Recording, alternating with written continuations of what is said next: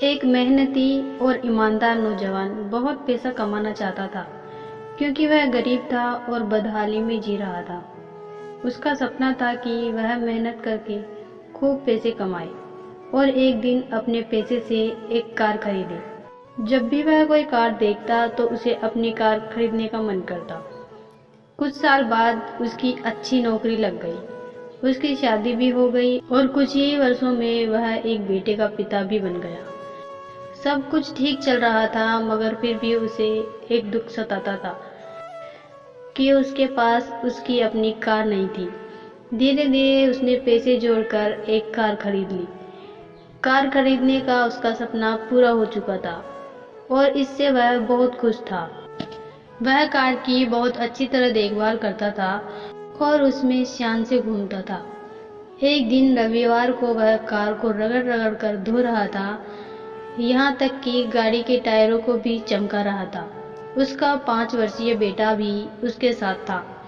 बेटा भी पिता के आगे पीछे घूम घूम कर कार को साफ होते देख रहा था। कार धोते धोते अचानक उस आदमी ने देखा कि उसका बेटा कार के बोनट पर किसी चीज से खुरच खुरच कर कुछ लिख रहा है। यह देखते ही उसे बहुत गुस्सा आया। वह अपने बेटे को पीटने लगा।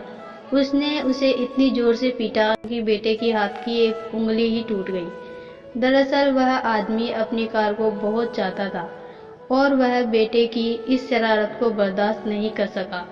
बाद में जब उसका गुस्सा कुछ कम हुआ, उसने सोचा कि जाकर देखो कि कार में कितनी खरोंच लगी है। कार के पास जाकर देखने पर उसके होश उड़ गए। उसे खुद पर बहुत गुस्सा आ रहा था। वह फूट फूट कर रोने लगा। कार पर उसके बेटे ने खुरच कर लिखा था, आई लव यू पापा। दोस्तों, हमें बिना सोचे समझे किसी पर भी इतना गुस्सा नहीं करना चाहिए। आपको कहानी सुनकर कैसा लगा हमें कमेंट में ज़रूर बताएं और कहानी अच्छी लगी हो तो चैनल को सब्सक्राइब कर लें। धन्यवाद।